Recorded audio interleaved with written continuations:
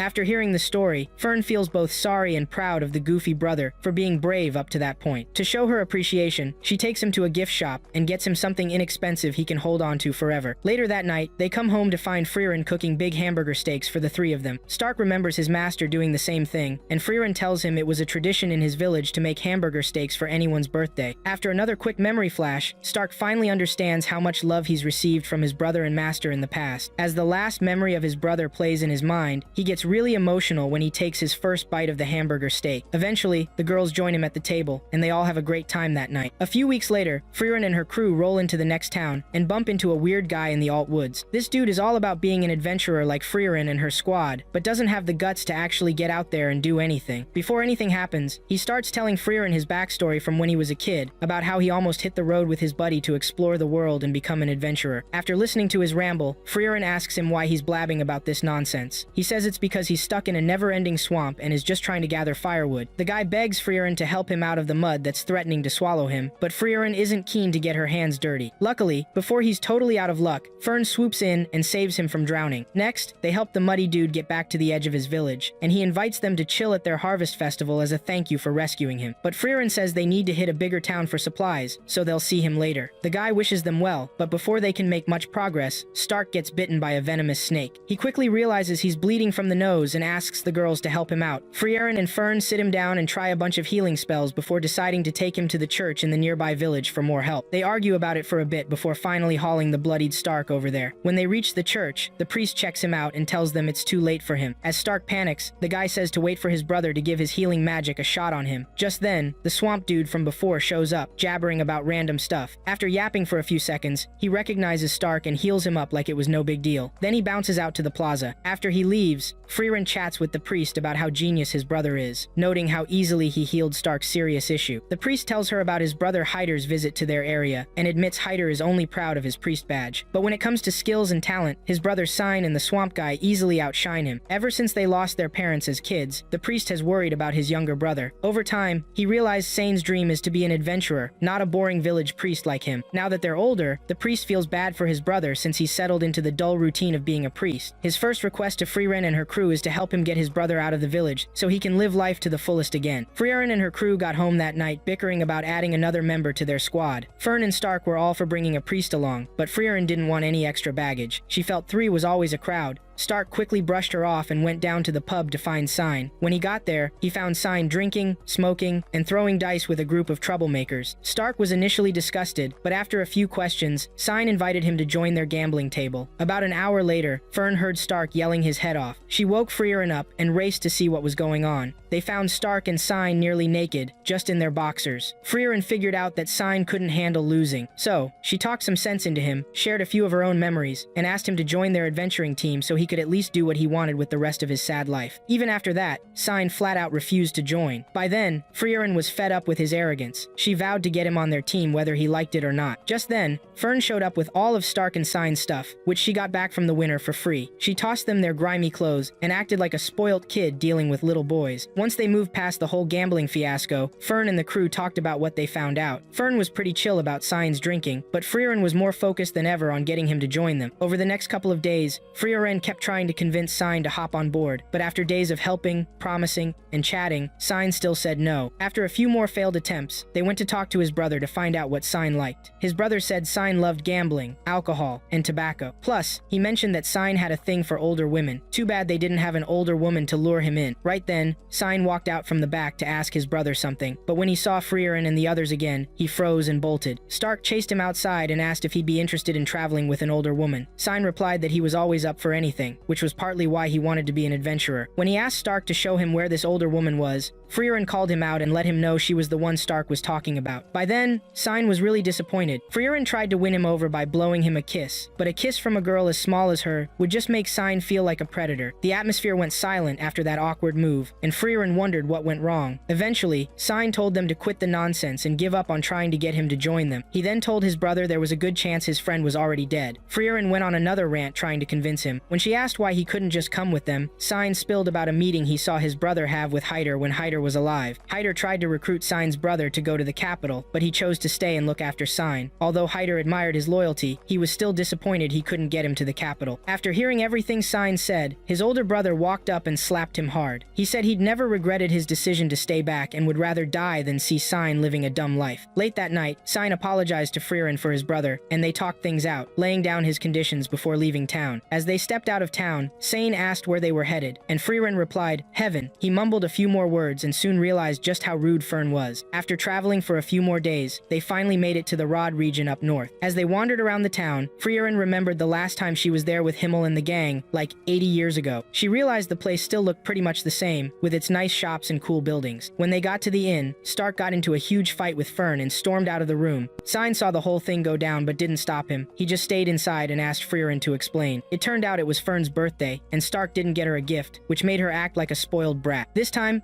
Frieren didn't take her side, and Sign tried to make her understand that guys don't really care about birthdays and anniversaries the way girls do. This only made her even more mad, so she kicked him until he got tired of her attitude. After a while, he told her to go after Stark and apologize. Frieren agreed, so Fern started searching everywhere for him. Eventually, she found him sitting by the fountain in the plaza, sulking and thinking about life. Not knowing how to approach him, Fern left and spotted Sign checking out some gifts to give her. After chatting about the gifts, Sign asked if she'd found Stark yet. Fern said yes, but she didn't know how to talk to him. Sign figured out why she felt that way. She wasn't used to talking to boys her age. While picking a gift, Sign told her not to blame Stark since he probably didn't even remember his own birthday. Even though she knew he was right, Fern shot back that she had given Stark a gift for his birthday, so he should have done the same for her. Sign asked if she picked it out for him or went with him to get it. When she replied it was the latter, Sign kept spitting out facts until he eventually changed her mind and pushed her to go talk to the slowpoke. After Fern gave Stark her birthday present, she apologized for kicking him, and they made up. About an hour later, Fern found Stark in the plaza, checking out a statue of Himmel the hero. She called him over, and he apologized for not getting her a gift earlier. Honestly, Lil Bro didn't know what she liked, and was too scared to ask her to go pick out a gift together, thinking she'd just get annoyed again. Fern told him not to think like that, and then apologized for being harsh, and they kissed and made up. Once they got past their little spat, Stark took his new girl to the gift shop to pick out a nice gift for her. Meanwhile, Sign spotted Frieren watching over Stark and Fern from a roof, and called her out for being sneaky. He then talked about the privilege of being young, and getting into arguments while forming new bonds, before asking Frieren how she dealt with her teenage drama. When she asked for more context, Sign realized he was the only adult among the four of them. Frieren soon matched his vibe, and chatted about Hyder's messed up behavior, and how he annoyed her. Sign was a bit shocked hearing all that about Hyder, since the old dude he knew was usually chill and calm. Before saying anything else, Frieren recalled a memory with Hyder when he was old and about to kick the bucket. That night, she asked him how he became so mature and responsible compared to the awful person he was ages ago. Hyder went off on some grand philosophy about life and even mentioned Fern. Frieren asked a few more questions, then stood up and patted Hyder's head as a way to praise him. Just then, she did the same to Sign, and called him a proper adult. Sign thanked Frieren for the support but wished an older woman would do that for him. A few days later, the four of them catch a ride in the Bande Woods to get to the next town. After chatting a bit with the driver, Frieren notices the cute new bracelet on Fern's wrist and asks her about it. Fern gets a little shy and admits it was a gift from Stark. Frieren recognizes the design and digs through her stuff until she finds the ring Himmel gave her ages ago. Just when she's about to say something, an avian monster swoops down and lifts their carriage into the air. Frieren feels sorry for letting her guard down and shifts the convo to ways they can avoid becoming monster snacks. She starts sharing her flying story until Stark interrupts, telling her to get to the point. Eventually, Frieren decides she'll fly with the driver, while Fern does the same with Sign, to ensure a safer landing. As for Stark, she just tells him to jump down. He's not into that, obviously, and Frieren wonders why not. Fern suggests they use magic to levitate the whole carriage, and Frieren thinks that's a solid idea. Just then, the avian monster dives down to crash the carriage into the ground and chow down on the leftovers. Before it can do that, Frieren jumps out and takes the demon down with a Zoltrak spell. After destroying it, their carriage tumbles into the deep forest. Luckily, Frieren manages to slow them down before they crash, so even though they lose some of their stuff, they're still alive. By night, Sign takes care of the horse and joins the others in feeling down, especially since they're stranded. Thankfully, they don't lose hope yet and spend the next few days gathering wood from the forest to fix the carriage while lazy Frieren kicks back and organizes her stuff. One time, Sign learns about the bracelet Stark gave Fern for her birthday and praises the poor guy for spending 3 miserable hours hunting for the perfect gift. In the end, Stark is really happy he found something she loves. Later, Sign explains the real meaning behind the bracelet designed. The inverted lotus hand tells Stark that people only give that kind of gift to their partners. Stark gets nervous and rushes to apologize to Fern, who can hear everything, for moving too fast. Fern stays stern and scolds Stark when he offers to return the gift and buy her a new bracelet. So, the trio heads back to their crash site to keep fixing the carriage however they can. Hours turn into days with everyone pitching in to get things going. A few nights later, they finally wrap up the repairs. Fern finds Frieren digging around in the woods and discovers she's been looking for the ring Himmel gave her 80 years ago. She joins her master in the search, but Frieren tells her not to worry since she's already used to losing things by now. Fern tries to explain the meaning behind the ring and bracelet patterns, but Frieren brushes it off. She's ready to let the ring go since losing things doesn't bother her anymore. Fern brings her master back to the campsite to ask for help. Their driver, overhearing this, gives Frieren a scroll with a spell from his village that can help her track down her ring. Frieren thanks him, takes the scroll, and flies up into the air. After recalling the moment Himmel bought the ring for her, Frieren gives the spell a shot. Seconds later, the ring's location pings back to her, and it seems to be nearby. Before going for it, Frieren remembers the moment she got the ring and goes to retrieve it. The next day, Frieren holds the ring close and smiles because now she understands why Himmel gave it to her. After traveling for a few more weeks, Frieren and her friends finally get to the Lob Hills up north. At first, they ride along towards the next town with their carriage driver. After a bit of quiet, Sign pipes up and asks Fern and Stark how long they've been traveling with Frieren. Once they answer, they keep going until Sign starts chatting again. This time, he's complaining that the group is missing something important. Fern thinks they need a thief to help Frieren avoid traps and treasure chests, but Sign straight up says they need an older woman with a hotter bod. Stark tells him Frieren's old enough already, and then Sign challenges him to point out one sexy part of her body. To dodge trouble, Stark changes the subject and points to the village ahead. Unfortunately, when they reach the village, they find everyone there passed out. Sign rushes over to check their vitals, and is relieved to find they're still alive. Frieren suggests they leave the village just like they found it, which gets Fern mad. Eventually, they investigate further and discover the villagers are under a curse. Frieren explains how serious curses can be to Stark, making him really freaked out since he thinks it's probably too late to save everyone. Luckily, they've got a priest like Sign with them, so he starts figuring out how to break the curse while Frieren keeps talking. When she finally asks for proof, Sign needs more time to finish up. Meanwhile, Frieren and the others explore the houses in the village, and she talks about the priesthood and the big perks of being a priest, like their strong resistance to curses. She even says that, despite being an elven mage, she still can't figure out or defend against curses, but she can tell the village is still cursed. Stark and Fern start freaking out, worried they might end up like the villagers. Just then, Sign figures out that the curse comes from a monster in the woods and tells them to hustle before they all fall asleep. Right when they're about to move, Stark collapses and succumbs to the curse. Frieren asks the priest to wake him up, but he says it's not doable. So, they head out on their long trek, carrying Stark until they find a camp to rest at by nightfall. Not long after, Fern falls asleep too. When Sign and Frieren notice, they set up a barrier around Fern and Stark before heading into the darkness to find the monster. As they get closer, Frieren warns Sign not to take on the monster solo, but just as he's about to respond, she falls asleep too. After several failed attempts to wake her, Sign gives up and carefully places her nearby. Moments later, the monster, which Sign identifies as a chaos flower, appears like a hungry plant and attacks him. Sign does his best to dodge the flower's strikes. When he spots a chance at its core, he blasts it with a magic attack, but the chaos flower deflects it. With this twist, Sign starts thinking of all his options to take this thing down. He considers waking Frieren, but realizes he won't have enough time to fill her in before she zonks out again. Just when he's about to abandon that idea, he remembers something Hyder taught him about Frieren way back. If Frieren is the fighter Hyder described, he might just have a shot. After avoiding the chaos flower's last attack, Sign wakes her up and tries to explain what's going on. Out of nowhere, Frieren goes into action with a flexible Zoltrak attack pattern and destroys the core and the monster in one go. The next morning, Fern, Stark, Frieren, and Sign head back to the village to find everyone awake and thankful for kicking that useless monster to the curb, the one that messed with their livelihoods. After getting a shout out from the village elder, who's kind of a hotshot, Frieren and the crew hit the road to the next town. On the way, Frieren gives Sign a pat on the head and thanks him for his help earlier. Before long, they arrive at Vorig, the fortress city, and a stopover to Oberst. That's when Frieren learns they're almost out of cash. Just before they reach the city gates, a nobleman spots them and comes over in his carriage. He hops down with his butler, checks out Stark, and invites him to his mansion for a job. In the blink of an eye, Stark is already inside the rich guy's mansion, talking to him. The nobleman kicks things off by asking Stark his name, but Frieren jumps in and tells him to back off from her frontline fighter. The nobleman takes offense and asks Stark if he needs his mommy to keep answering for him. At that, Frieren stands up and suggests they leave, but then she remembers they're broke, so she calms down and hears out the nobleman's offer. Once they get to know each other, the guy takes Stark for a tour around his mansion. He starts asking Stark about his village in the Klee region of the Central Lands. Stark stays quiet, and they walk until they reach a big mural of the nobleman's son on the wall. Fern and Frieren notice how much Stark looks like the guy's son, Wirt, and they wonder why it matters for the job. The nobleman, who turns out to be Lord Orden, explains he needs Stark to pretend to be his son, who died in battle about a month ago. Since no one knows Wirt is dead yet, he wants Stark to act as Wirt for a few months, so the morale in the fortress city stays up while they rebuild their forces. Near the end of the 3-month gig, Stark will have to attend a fancy party and pose as Wirt to trick important people. Once the party wraps up, Stark can leave. Hearing all of this, Frieren asks about the pay, and Lord Orden mentions it's a pretty sweet deal. She then asks him to throw in a grimoire too, and Orden agrees. Next, Stark asks what the plan is for the scar on his head, and Orden tells him to wear it with pride, saying everyone will think he got it from the recent battle. Stark grumbles about how tough life is going to be, but Fern tells him to man up and help the team make some cash. With that sorted, Orden has Gabble teach Stark some proper etiquette over the next few months, while Frieren and the others live it up like royalty. One day, Stark runs into Fern and tries out the new pose he learned. Fern's heart skips a beat, but she acts like it doesn't faze her. Stark eventually goes up to the guy who calls himself his dad in the hallway and asks why he's being so disrespectful. Orden scoffs and tells Stark he's just following his son's last wish. After hanging out in the hallway for a bit, the man takes Stark to the yard where they see his second son, Mutt, training. Stark senses some sibling rivalry brewing but keeps it to himself and continues training. Just before starting, he asks the man what he thinks of Mutt. Orden says the kid might not be as talented as his older brother, but he works hard, and that counts for something. Stark tells him to make sure Mutt knows that often, and Orden says he already does that so much that it's getting to the young boy's head.